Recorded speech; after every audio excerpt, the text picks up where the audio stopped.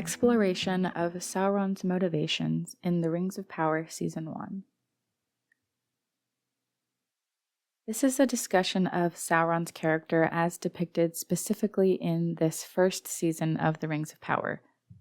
While elements of Tolkien's lore add depth to the stories as told on screen, the series itself is not canonical or authoritative.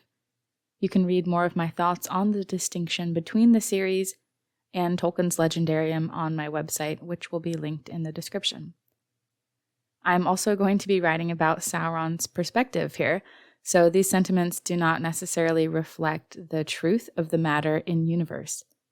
In fact, when approaching events through a Sauron-tinted lens, the truth will always become twisted, and I think that's the point.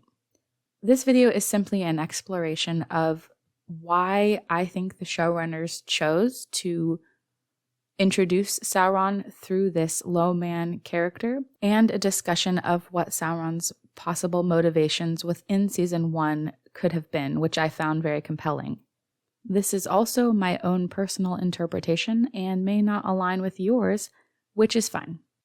I've been wondering for a while why the series chose to begin with Sauron disguised as a low man, why all of the fuss and secrecy was necessary to the showrunners, and why they felt it was worth the risk of Season 1 feeling so different from the Second Age story we were expecting. Now that we've seen the first teaser, and you consider that they've stated Season 2 has a canonical story, and they believe many fans will feel that they've finally gotten the story they've wanted for Season 1, it seems even more strange that they wouldn't have simply started out by giving fans what they wanted. But I think I may be beginning to understand their reasoning, or at least a part of it. Season 1 presents a potentially repentant Sauron who is, at least outwardly, wrestling to choose which path he will take forward. Writing him in this way allowed us to meet Sauron before he became the spirit of malice and shadow of Morgoth that we see in The Lord of the Rings. Yes, he had committed great evils and many, many crimes before this point, but he had not reached the height of his power or the depth of his evil. There is something very moving about the way that many of Tolkien's characters are described as being the greatest of their kind, especially Melkor or Feanor, only for these characters to experience an equally devastating fall through the work of their own hands. We can also even see this with Ar-Pharazôn in Númenor. Sauron was once a Maia of Aule, and well-renowned, even called Mairan, which means admirable, and so the loss of his soul, for lack of a better term, or his potential for goodness, is felt very keenly in the story. So letting us get to know Sauron as Halbrand gives us the time and space to grieve for the loss of Mairan the Admirable before we meet him again as Annatar in Season 2. Because the timeline has been compressed, we might have witnessed in Season 1 a version of Sauron's repentance before Eönwë, or at least something that is meant to remind us of that. They didn't have the rights to include this moment specifically, but they wanted to convey the sort of rock bottom that Sauron has found himself in, and show him rebuilding himself from scratch. We see him testing different routes to power, and he's still figuring out the most efficient way to achieve his goals. As Tolkien explains in Letter 131, he's beginning with fair motives. His search for light as embodied in his cosmic pursuit of Galadriel speaks to his genuine desire to heal and order Middle-earth, and it is also a nod to Morgoth's lust for light in the beginning.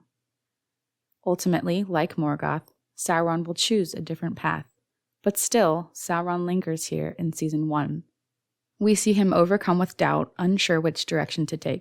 In Episode 3, the choice to place Halbrand's Númenorian prison cell directly before a statue of Uinen underscores Sauron's ultimately abandoned attempt at redemption. In the Silmarillion, it is told that Uinen was the undaunted wife of Ossë, who pulled him back from service to Melkor at the prayer of Aule. Whereas the delight in violence never fully left Ossë, Uinen was known to Númenorian mariners as a protector and bringer of calm to the seas. In the hours spent alone in that cell, I wonder if the plight of Uinen and Ossë would have crossed his mind. Perhaps he retains a shred of hope that someone might be sent to bring him back, as Uinen was for Ossë. Perhaps he resents that Aule had not asked the same for him, that no one has come for him. This also speaks to the power that isolation has within Tolkien's works, and the way that despair can flourish in isolation. It also speaks to Sauron's pride, a hallmark of Tolkien's villains. Sauron the Prideful cannot tolerate the thought of being overlooked, but perhaps Myron the Admirable still carries the desire to be reconciled.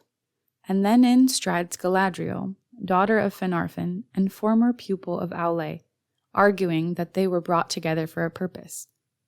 She stands directly in front of Uinen's statue and calls on him to follow her. Suddenly, she presents a way to redeem his bloodline, and maybe he wonders if Eru himself sent her to save him. Now, I don't think this is true, at least I hope it isn't, and he is obviously cooperating with her misguided plan under false pretenses. But I'm speaking of his perspective in the situation. All of this then leads to his confession in episode 6, where he says, "It was you who pulled me back first." Perhaps in this, he is referring to more than just his desire to end Adar in this moment. Maybe he does truly feel he could be free of it. Maybe he feels Galadriel could be for him as Uinen was for Ase. Maybe he thinks she was meant to guide him. To what end? I don't know. To power? There is a moment towards the end of The Lord of the Rings in which Smeagol comes within grasp of redemption, only to ultimately bind himself to the fate of the ring, a theme commonly found within Tolkien's works. It seems to me that the showrunners intended this as Sauron's moment. But when the mountain of fire erupts, that small light of hope is now shrouded in shadow, and it is here, I believe, that he irrevocably falls back into the ways of Morgoth. The plans have now changed. Whereas he had lingered on the edge of repentance before, he now backs away permanently and will never return. While this shift happens much earlier in Tolkien's texts, I think in the series timeline it happens here, as the Southlands becomes Mordor. When they arrive in Eregion, Halbrand is essentially gone, and there is only Sauron now. He is emboldened, he feels his time is running short, and his mask begins to crack in his haste. But Galadriel has delivered him into the hands of opportunities he wouldn't have ever been able to seize on his own, and he promises he won't forget it. In fact, this almost feels like a threat. He sees her as some kind of golden ticket. He covets her, as Morgoth did the Silmarils. After her confession in episode 6 that she felt it too, he feels confident that he can keep her at his side no matter what decision he makes. When confronted by Galadriel in episode 8, he finally steps out of his role as Halbrand and allows her to truly see him for the first time. In his pride, Sauron desires to be known, for all of his strength, for all of his power, for all of his plans for Middle-earth. The thought that she would reject him may have occurred to him, but it only lingers on the edges of his mind. And when finally faced with the truth of his identity, Galadriel responds in confusion, "No, on the raft, you saved me." "On the raft, you saved me," he responds. Why? Why does he say this? Unless perhaps he truly believed it in some form. His ultimate proposal on the raft reflects his unwillingness to be pulled back any longer, though he isn't ready to leave her behind or lose her, not yet anyway.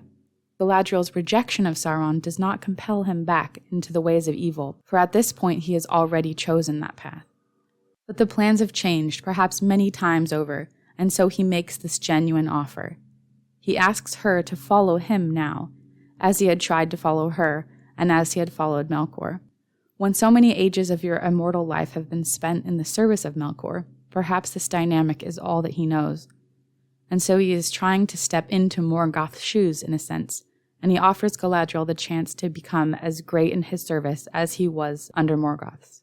And when she ultimately refuses, this isn't the end for him.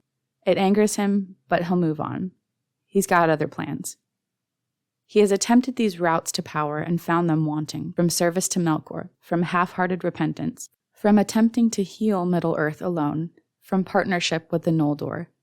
But at last he enacts a plan of his own design. Now he will never follow anyone again. By the time Annatar arrives in Eregion, I believe his choice will be clear. There won't be any doubt or ambiguity left, and we'll see his cruelty and determination on full display. I believe the way that Sauron was written in Season 1 will allow viewers to empathize with Celebrimbor as we will see him deceived in the coming season. In Season 1, the viewer was essentially put in Celebrimbor's shoes to be deceived by Sauron. So hopefully Celebrimbor's arc will be really compelling as we move forward. At the end of the day, I'm not sure if this risk that the showrunners took will end up having been worth it to the general or wider audience, but I do think from my perspective, it has added a lot of depth to the story that they're trying to tell. As I stated at the beginning of this video, this is all my own interpretation, and if you disagree with it, I'm totally cool with it. I just wanted to share my thoughts before we move into season 2.